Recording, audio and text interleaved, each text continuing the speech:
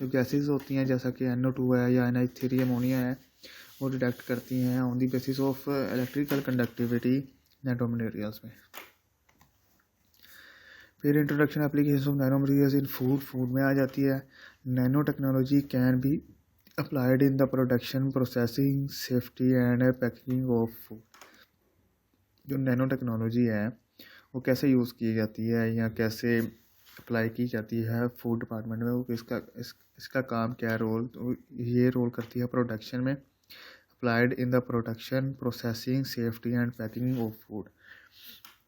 Food को महफूज रखने के लिए, ख़राब होने से बचाने के लिए, या कह लें कि उसकी पैकेजिंग करने के लिए यूज़ होती है नैनो टेक्नोलॉजी। उसके बाद नैनो कंपोसाइड्स कोटिंग कर देते हैं, कोटिंग प्रोसेस होता है। Code improve food packing by placing anti microbial agents directly on the surface of the coated film. जो कहता है जी नैनो कंपोसाइड्स कोटिंग की जाती है इसके ऊपर ताकि वो फूड की सेफ्टी बढ़ सके, फूड को सेव कर सके एंटी माइक्रोबियल एजेंट्स से जो कि इस पर डायरेक्टली अटैक करते हैं। वो फूड पे अटैक करने की बजाय सिर्फ पैकेजिंग तक रसाई या एक्सेस हासिल कर सकेंगे, तो फूड को नुकसान नहीं होगा, फूड जो आपकी खुराक है वो ख़राब नहीं होगी, अफेक्टेड नहीं होगी। फिर है जी introduction applications of nano materials paints में कैसे है। पेंट्स से आ जाता है जी incorporating nano materials in paints could improve their performance, जैसा कि जावा पेंट्स हैं, उसके बाद डायमंड पेंट्स हैं, मास्टर पेंट्स हैं। तो ये जो ब्रांड्स होते हैं ये इसी चीज़ को यूज़ करते हैं, ऐसे केमिकल्स, नैनो केमिकल्स या नैनो पार्टिकल्स अपने पेंट्स के अंदर यूज़ करते हैं जो कि इसकी स्टेबिलिटी, जो कि इसकी कलर रिजल्ट, इसकी पिकिंग और इसकी अटैचमेंट वाल के साथ, ये सारी जो प्रॉपर्टीज़ इसमें जो है इनको इन्हांस कर देता है, इनमें इजाफा कर देता है, इनका रिज़ल्ट अच्छा देता है, हमें अच्छी आउटपुट मिलती है। It can impart various functional properties like self cleaning. फिर है introduction application of nano materials. Energy में कैसे यूज़ होती है जी nano materials have the capacity to store huge amount of energy. Nano materials की जो कैपेसिटी है, huge amount of energy store करने की कैपेसिटी होती है, इसलिए इनको यूज़ किया जाता है टूडेज। जैसा कि आजकल आप देख रहे हैं सोलर सेल्स हैं या सोलर प्लेट्स यूज़ की जाती हैं, तो ये सही यही है कि डायरेक्टली सूरज से उसकी जो शुआएँ हैं और जो रेज़ हैं उनको अपनी तरफ अट्रैक्ट करती हैं, कैच करती हैं, पकड़ती हैं और उनको फिर स्टोर कर लेती हैं अपने अंदर।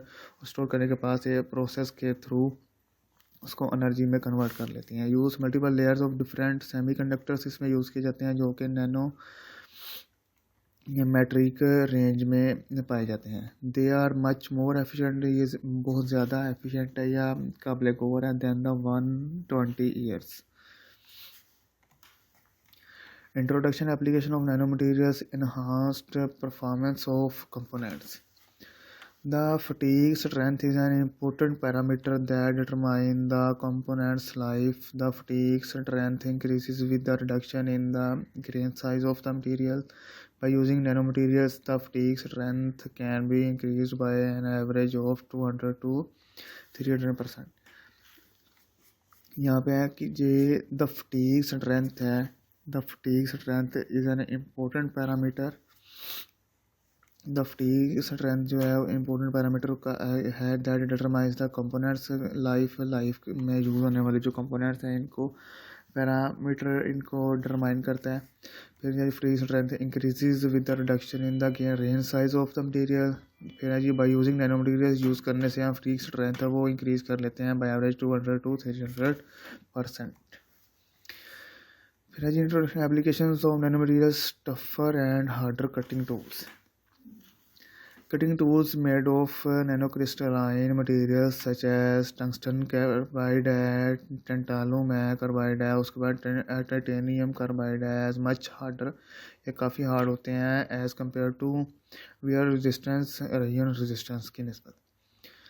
कह रहा है जी जो कटिंग टूल्स हैं वो नैनो क्रिस्टलाइन मटीरियल से बनते हैं। इसमें यूज़ होने वाली जो कंपोनेंट्स हैं या जो कह लें कि जिस चीज़ से मिलकर जिसकी कम्बिनेशन से कटिंग टूल्स बनते हैं, और वो है टंगस्टन कार्बाइड है, टेंटेलियम कार्बाइड है, टाइटेनियम कार्बाइड है।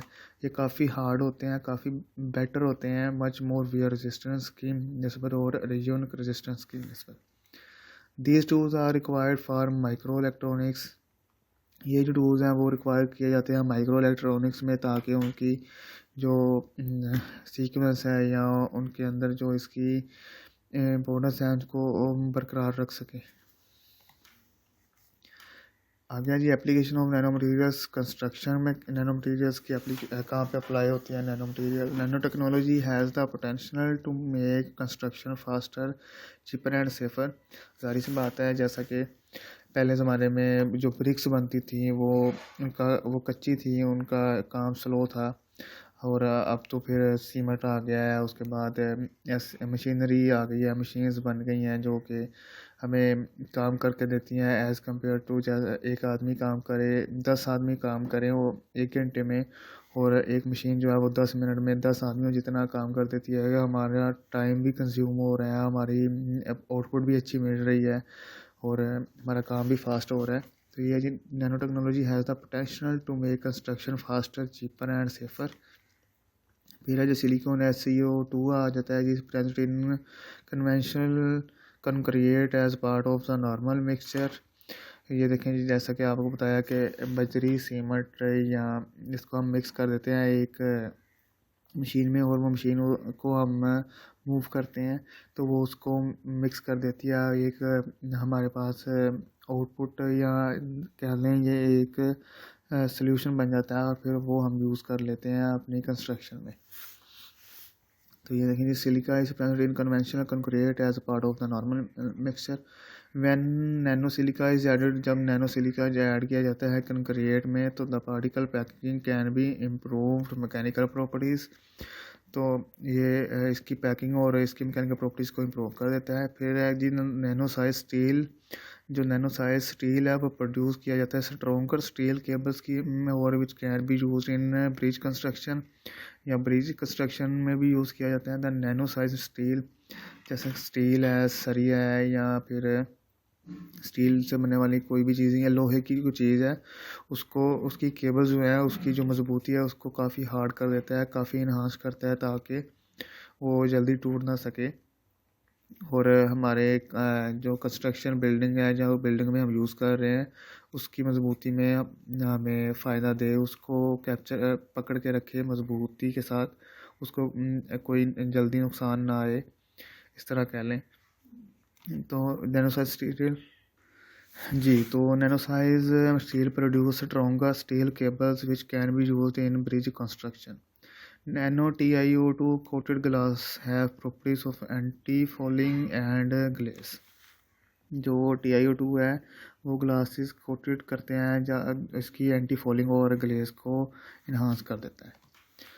फिर है जी introduction application of nano materials. High power magnets magnetic power है वो डिपेंड करती है स्पेसिफिक सरफेस एरिया पे, ताकि वो उसको अट्रैक्ट करने के अहल भी है या नहीं। फिर है magnets made of nano crystalline grains possesses very unusual magnetic properties due to their extremely large surface area. जो मैग्नेट्स हैं वो नैनो क्रिस्टलाइन ग्रेन प्रोसेस से बनते हैं।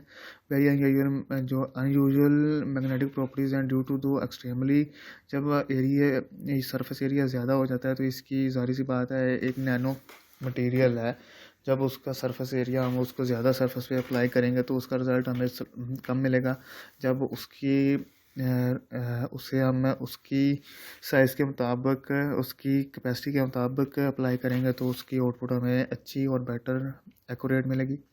They are used in ultra sensitive analytical instruments आ जाते हैं जी। Magnetic resonance imaging MRI in medical diagnostic, जैसा कि कोई एक्सीडेंट हो जाता है या वैसे जैसे कि कोई स्टोमिक स्टोन बन जाता है, तो उसका पता लगाने के लिए, या किसी हड्डी पे फ्रैक्चर आया है उसको मालूम करने के लिए हम एक्सरे करवाते हैं। तो ये मेडिकल डायग्नोस्टिक में आ जाता है कि जो कोई प्रॉब्लम है उसको डायग्नोज करके हमें एक्सरे मशीन जो है वो बता देती है। फिर जो आ जाता है मोटर्स फॉर शिप्स आ जाती हैं। आगे जी application of nano materials better insulation materials. Nanocrystalline materials synthesized by the sol gel technique result in foam-like structures called aerogels. These aerogels are porous and extremely lightweight. Aerogels are composed of three-dimensional continuous networks of particles with air trapped at their interstices. जो nano crystalline materials हैं वो synthesise की जाती हैं soldier material से techniques use करके भी हम उसको हासिल कर सकते हैं रिज़ल्ट, और इसका जो रिज़ल्ट बनता है वो फोम की तरह बन जाता है। लाइक स्ट्रक्चर्स कॉल्ड एरोजल्स में आ जाती हैं। जो एरोजल्स हैं वो पोरस होती हैं और एक्सट्रीमली इनका लाइट जो है वो लाइटली वेट होता है। इनका वेट जो है वो बहुत ही कम होता है। फिर एरोजल्स जो की जाती हैं वो कंपोस्ट की जाती हैं थ्री डिमेंशनल स्ट्रक्चर में और कंटिन्यूस नेटवर्क्स ऑफ पार्टिकल्स में यूज़ होती हैं। इनका जो वर्क होता है वो कंटिन्यूसली होता है with air trapped at their इंटरस्पाइसेस।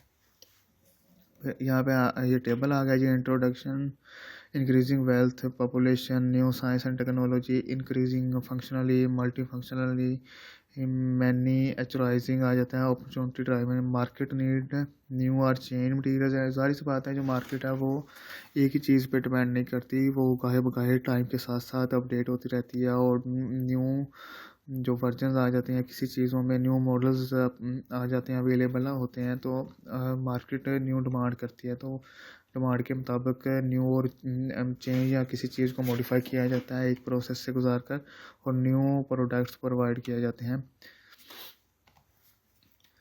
Introduction जी, व्हाट आर नैनो मटीरियल्स।